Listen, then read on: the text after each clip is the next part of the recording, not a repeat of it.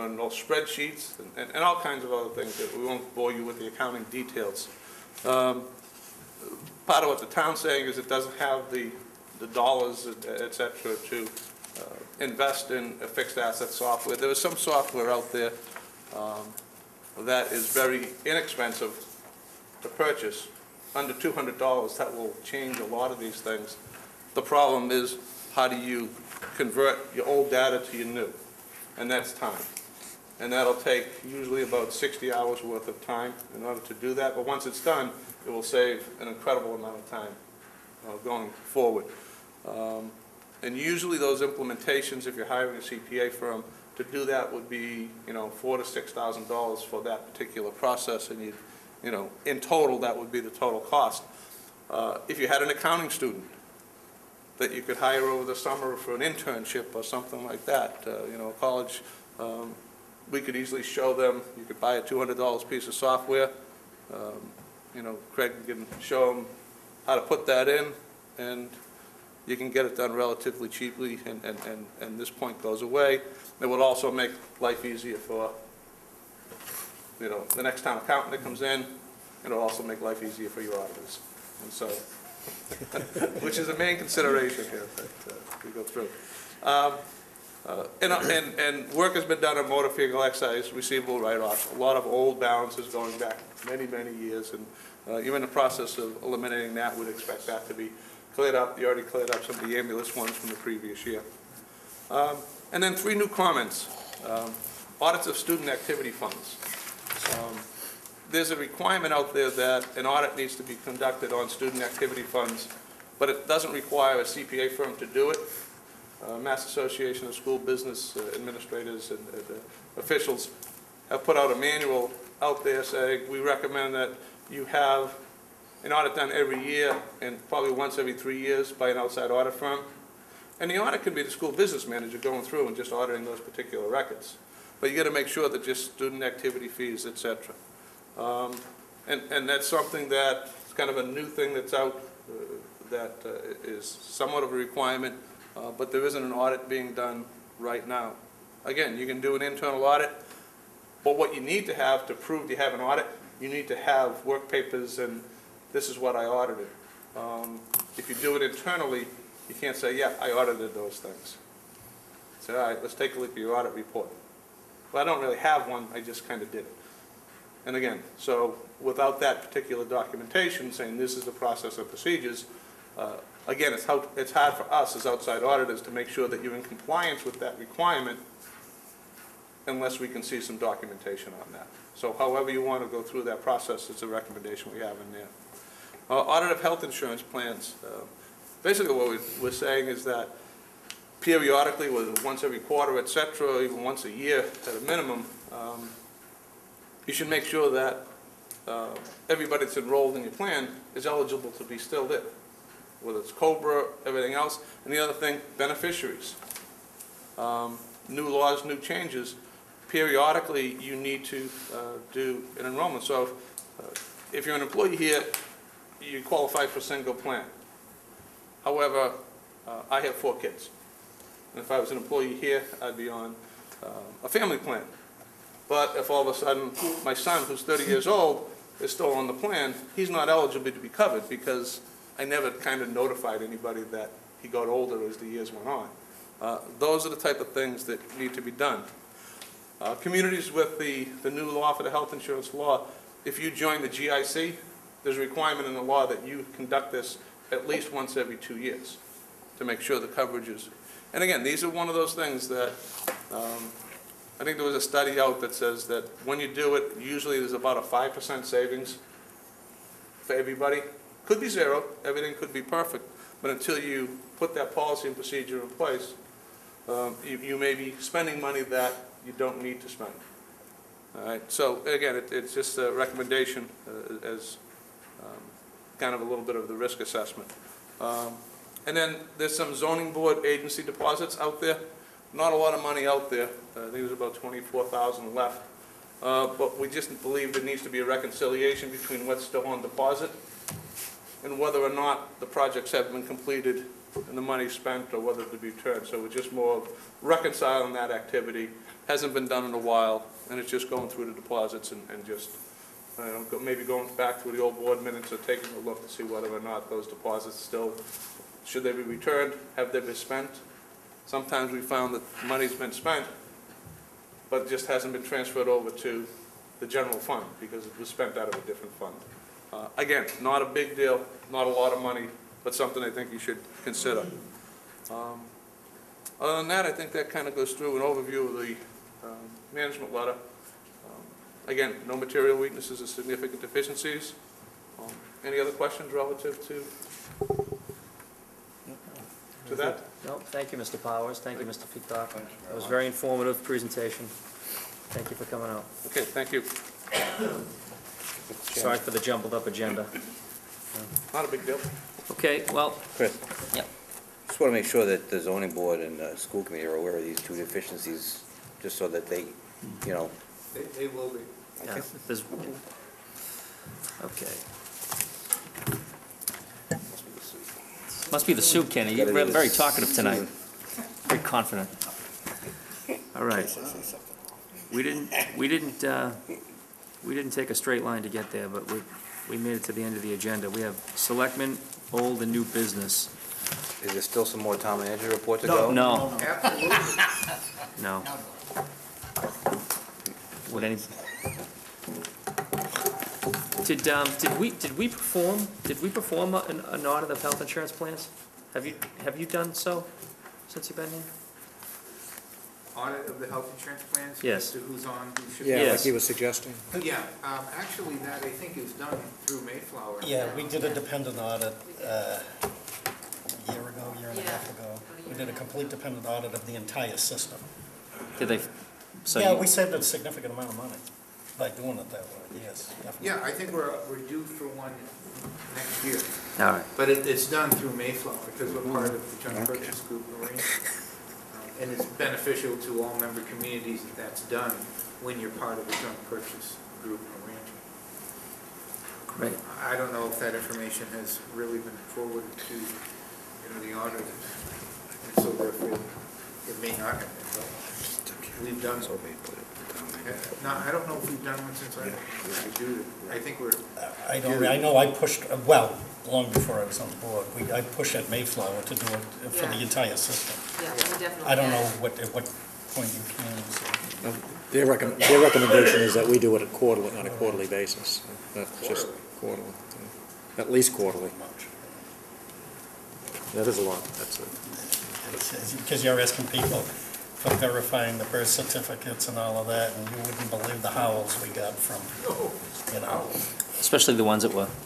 Oh, Beat- yeah, beating the system. yeah, we're trying to beat the system. Okay. Anything Somebody else? was screaming like a little bit. Does the new and improved Kenny have anything? I got lots of stuff, but I'll save myself till the end. It doesn't matter. It is the end. It is the end? No, not even close. We received an email about the municipid, so I think. Yeah, I went on that Sewer website. department sold a vehicle on a municipid eBay system or something. $4,900, you would have never. Now, that money goes back to their, because they're their own enterprise It fund. goes to so- the general, well, in this case, it would go to the enterprise account. Well, I see like over 50 towns in the Commonwealth are using that system. Are any of the departments planning on using that, or have they used that system, do you Well, know? since I'm the chief procurement officer, we'll all be using that, Excellent, and now, including for vehicles that that we decide to sell that are not, if we declare a surplus, then we can go to the muni bid option. I've been involved in the muni bid system since 2006, when it first came out. We sold, we couldn't get rid of a fire truck in town, and we were able to sell it to Argentina. Came up and Yeah. picked it up, and they paid $46,000 for the vehicle. And Sight unseen. well, no, we've had pictures of it, with, but basically, it was a very basic model. They paid for the shipping back down to Argentina and so forth. And they, up until a couple of years ago, they were sending Mansfield pictures of the truck that's still in use. Of course, the chief kind of cringes every time he sees a picture of it. But, and that, you know, that would have not happened if we had traditionally advertised in a local newspaper, which we can still do, and, you know, sell it to the highest bidder in a sealed bid process. So opening it up and using the muni bid process has a definite plus for the municipalities that are involved, and we are now a member of the muni bid process. So, Well, when I get that email, I went on that website, and it's kind of neat, all the stuff they're selling. Not as much as I thought, but there was a lot of different communities all over, and some towns, larger towns, cities actually have their own store on there, and they just use it constantly to sell their products. One comment I'd like to make about that is if we do sell other things, or when we do sell other things on there, maybe you can make a link on the website, just so people can go on and see, surprisingly, how much money you receive for something that has been just sitting there, maybe, or something to that effect. And people might be attached to a certain police car in town, and they may want to bid on it. Who knows, you know? They've been in the back seat. You know, okay, Mike. You didn't abstain from that. Okay, I take back what I said about the soup. The money that a department receives, if it will go back to the general fund, correct? That's correct. Okay. That's correct. By statute, it has to go back to the general fund. I think just a couple of comments on the audit itself. We've made some significant progress over the last couple of years, and we still have a long way to go. But we're certainly moving in a very positive direction financially. And I think that, you know, the department heads deserve a lot of credit for that, you know, as well as the town accountant, Dory, and others involved in making sure that our financial accounting procedures and practices are where they should be. I am very concerned about the fraud risk management issue. We will be addressing that along with a couple of other comments that I'd like to make on the management letter. We have proceeded with a new ambulance package, software package. We purchased that. We will be purchasing that. That will help address that issue. You know, so one of the concerns that we also have is we still need to get the water department to provide a fixed asset process for us. We're going to look at some fixed asset programs. We are going to a new software, integrated financial software package using software as our vendor of choice. They're on the state bid list, far less expensive than Munis. Munis was at one point the leader in municipal software package. A number of communities have had it. The problem with Munis has always been that their upgrades are so expensive because it's a proprietary product. SoftWrite is similar, however, their upgrades are not significantly expensive at all, and in some cases would become part of the overall fee that we pay or would be paying yearly. And we are now on KBS, which is a New York-based software package. They have 25 communities in Massachusetts. Munis and SoftWrite have the balance of communities.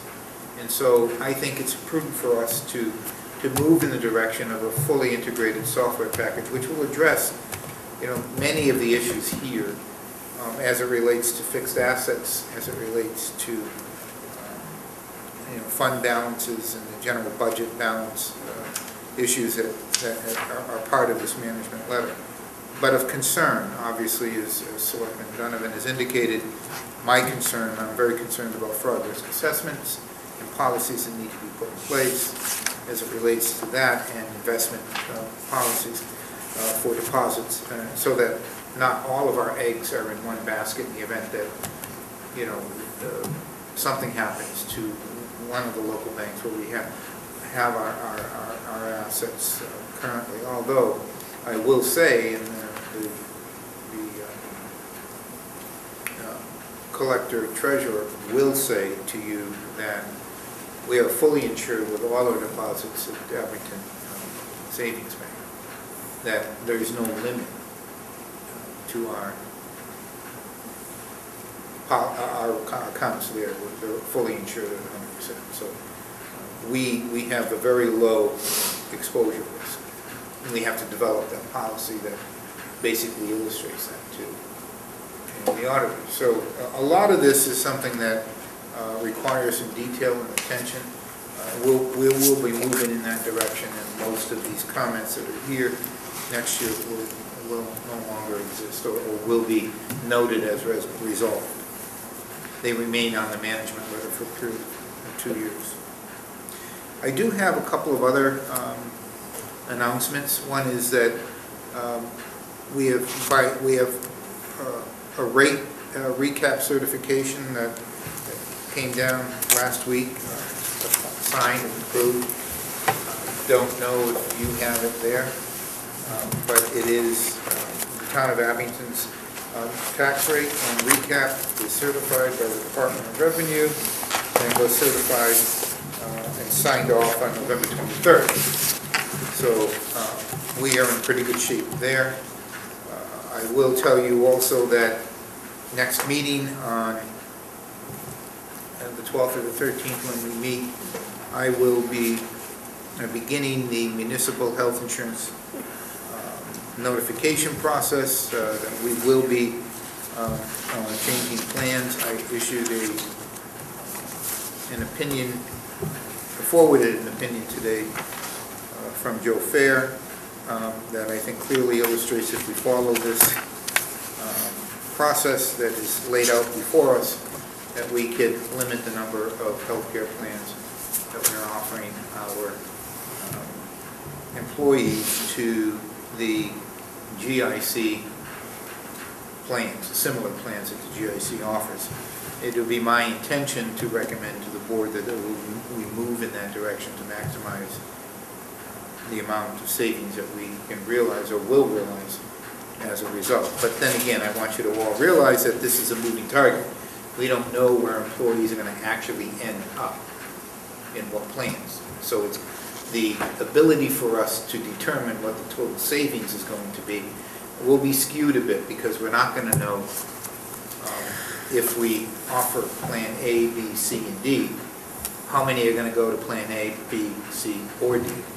So there will be some guessing on our part, but we will work with Mayflower to get us the best possible savings analysis that we can bring back to the unions. But we are going to move very aggressively in the direction of plan design.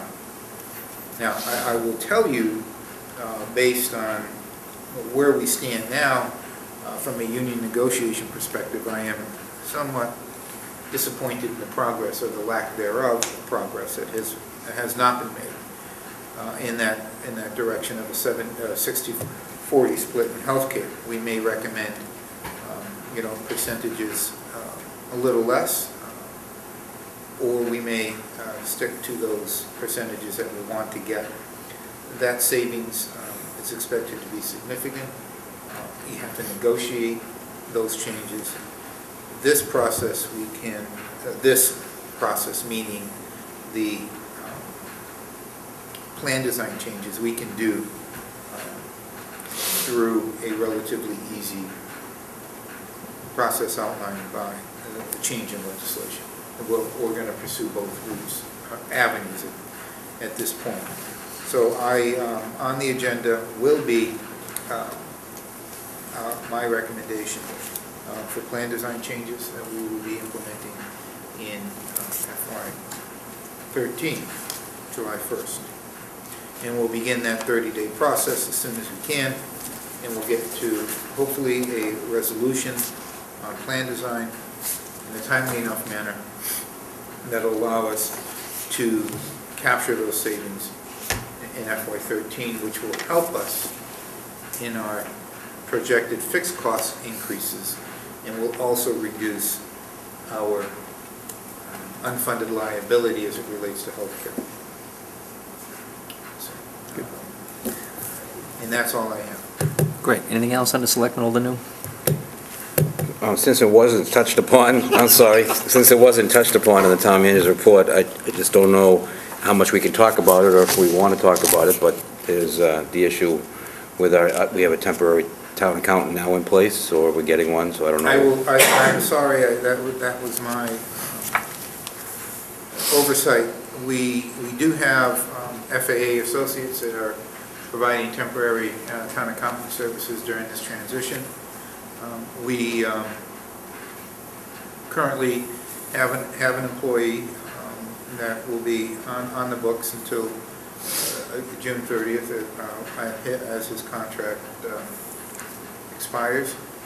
We will be moving forward sometime in February to begin the process of replacing the town accountant's position, or filling that position on a permanent basis beginning July 1st, which will be the beginning of the FY13 budget process. There is a document that requires your attention in the back room after the meeting that will answer any questions that you have. I've sent a copy to each of the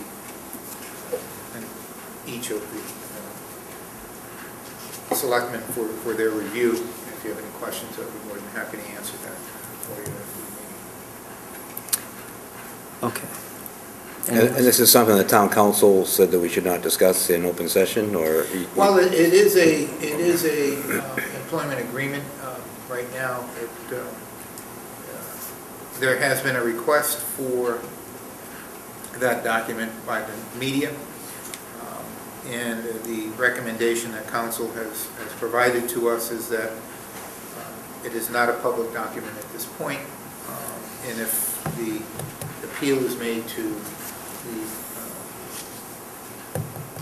state, then whatever determination we make, we will comply with. But at this point, council believes that it is not a public document, either for discussion or for surrender to a media outlet.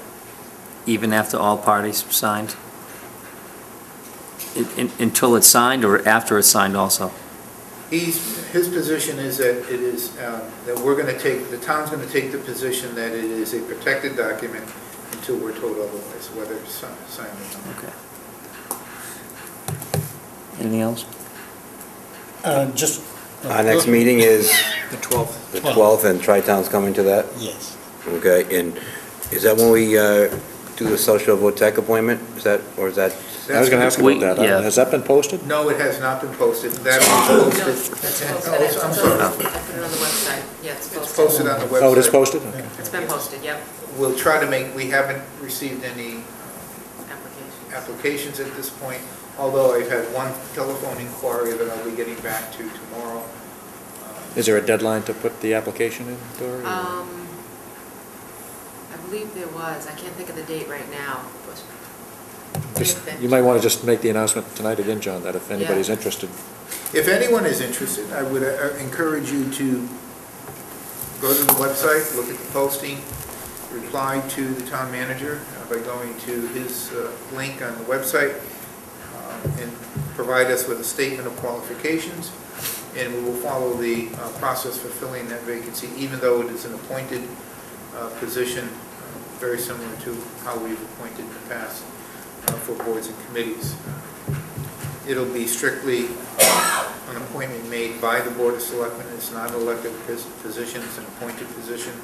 There is no requirement for a joint meeting with the South Shore Voc Tech group, or the school committee at South Shore Voc Tech, so we'll make that appointment locally. Since we're talking about vacancies, we also still have a vacancy on the water board, which will be reposted soon. Anything else? One last thing, just on the vacancy issue of the school. I understand, is there going to be a special meeting on December 19th? Yes. Okay, I can't be there. I've got a meeting with the Rockland Selectmen that night. So I can call in if you like. You can call in, you can call in. How many lines do you have? All right. So I don't, well, I guess What the time is, we can move the agenda up? No, don't, it's Christmas week, don't, just do, I mean, I guess the important thing is Mr. McNulty gonna be able to participate? We don't know. There's just no way of knowing. And there's no guarantee we can get him on the phone. He could be, tied up. I can't remember. What time do you think you get done? What time do you have to be over there? They meet at 7, but the issue then is, depending on how many applicants, if we go through the same process we did the last time, that I could, We did it like 5:30? Could you If you make do it it, if you do it earlier, I could do Could you it. make I've it just got to be 5:30? in Rockland by 6:45, that's all. You have a regular job during the day though, don't you? Yeah. Oh, okay. Yeah. Oh, but you can leave whenever you want, all right. We can start the meeting, I start at 7 in the morning. Oh, okay, we can start the meeting at 6, yeah. much earlier than That's that. only I think 45 other minutes. members I would think you'd have to start it early. difficulty making those early Don't, times. No. you've set the thing, don't worry about it. I'm just telling you, so if anybody wants to know where I am, I'm in Rockland. Tune into the Rockland channel and you'll see it. What's the earliest you could get here? Could you get here at 5:30? I don't know. You know, I think it hinges on how many applicants. I don't think you have to determine what time we start, see what the application. It's posted as of today. Anyone interested Yeah, should follow the posting. It's on the website. And Why don't we schedule a meeting for 6 and then, Yeah. If we there's did so only a couple well of in the applicants, then process you'd be the able to first be time. here. We're Yeah. repeating it yeah, I again. mean, I don't even know what the application is gonna look like. Yeah, You just, exactly. you might be doing something exercise futility, I don't know. I don't think you have to set the time yet until you, that's my opinion. Until you Whatever post the you'd like. agenda. 6 in the morning I could do. That's fine. I can do that. Yeah, it's fine. Probably wouldn't have any applicants. Well, that's Okay. true. Why don't we leave it in your hands and see how many We'll applicants there cross that, are let's and see get if, through our next meeting, and then we'll, little bites. Right, so- Okay. I would entertain a motion to adjourn. Can do it. So moved. Okay, second? I'm gonna vote against it. I wanna stay. I'm only wearing this suit one time, so I wanna make the most of it, so. I'll second. All right, I want to thank our cameraman Chris Prowl, and thank again Henry DiCarlo for coming Have a out. good job. Okay, all in favor? Aye. Aye. Opposed?